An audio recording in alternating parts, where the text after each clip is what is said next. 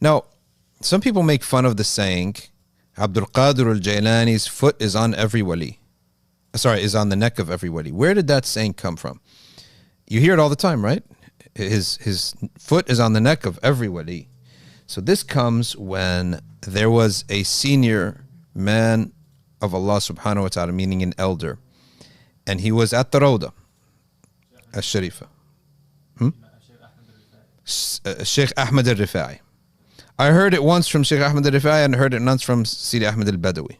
So I don't know which one it is. So that's why I don't want to quote. So either one or the other. Either Ahmed al-Rifai or Ahmed al-Badawi. Ahmed al-Badawi is actually Moroccan, and he ended up being moving to Egypt. And Ahmed al-Rifai is from Iraq. In any event, they were older, and they were at a massive gathering at the Rawda al-Sharifa in Medina al-Munawwara, in front of the grave of the Prophet sallallahu alaihi wasallam. I don't want to distract from the story, but a karama occurred. I'm not going to say what the karama was because it's going to distract everyone from it. A major karama occurred to the sheikh in the presence of everyone there.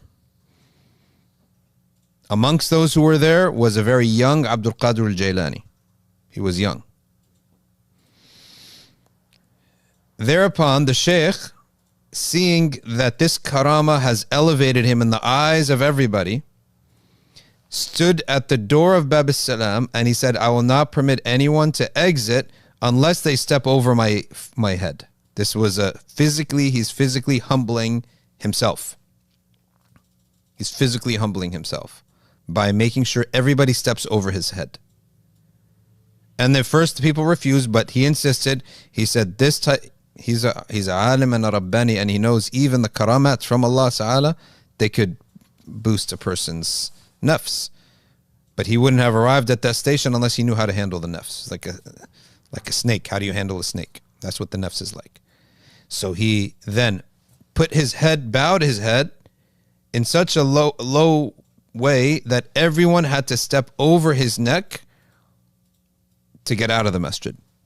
Abdul Qadir al-Jilani saw this and he took action. What action did he take? He put his neck above the sheikh's neck, so that in fact everyone was stepping over his neck, not the elder sheikh's neck, which we said was either Sidi Ahmed al-Rifai or Sidi Ahmed al-Badawi. Can't remember which one it was.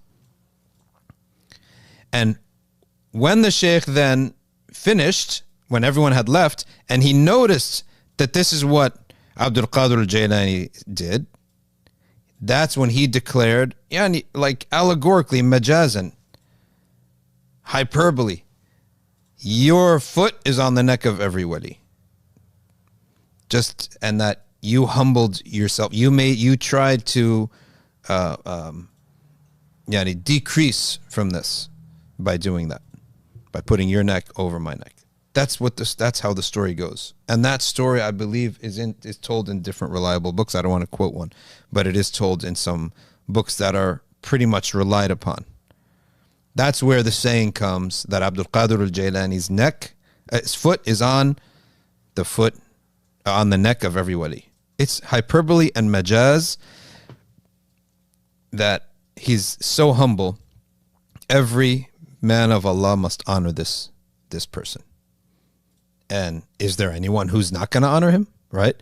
Is there any person in Ahl Sunnah that doesn't honor Abdul Qadir al-Jilani? And when people do have a bad opinion of Abdul Qadir al-Jilani, it's because of what some ghulat may have said about him or done or behaved in a certain way. And as a result of that, people think that he is some misguided or stray type of Sufi.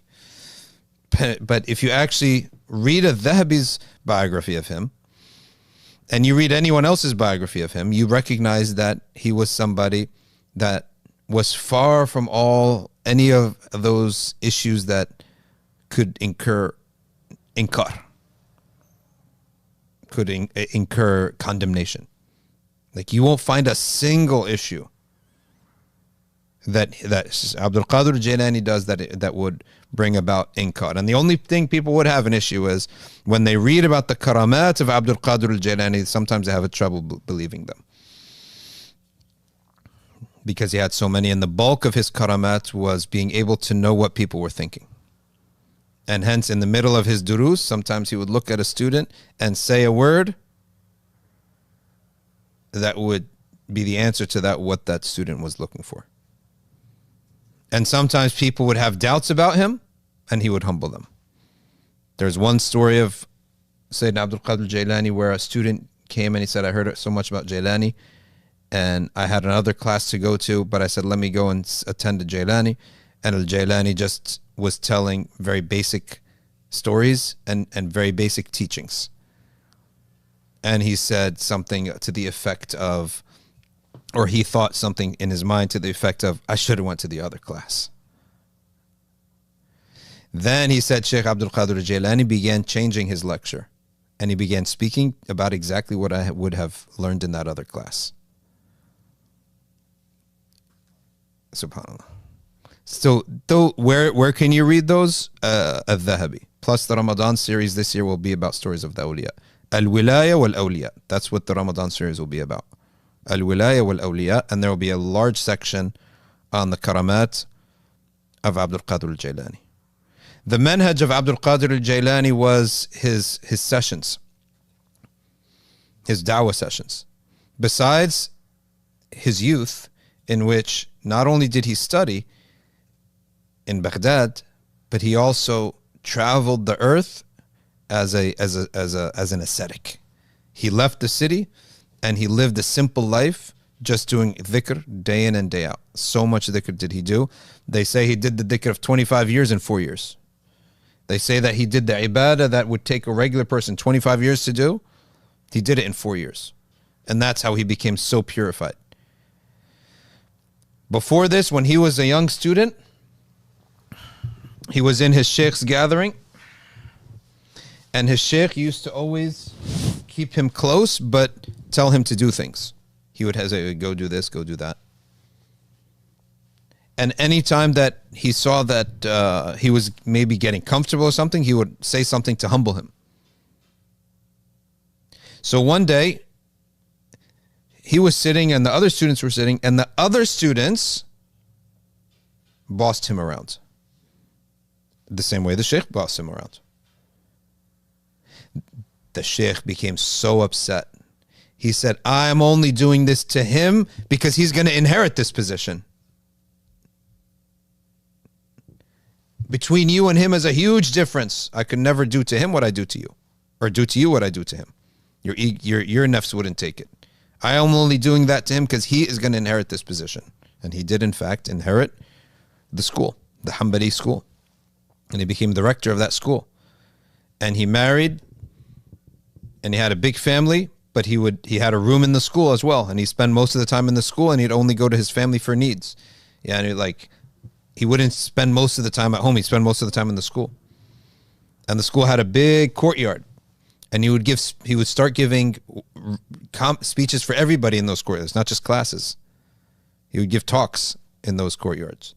And that courtyard began to fill up and overflow until it reached the point that his fame was such that any governor who took a position, anyone, they had to come and visit Abdul Qadir first. They all came to him. He never went to them. Shortly before his death, Ibn Qudama came and took some knowledge from him. I don't think from Al-Dhahabi it's that Ibn Qudama spent a long time with him. No. I think he spent a short time with him. But he was one of his last students.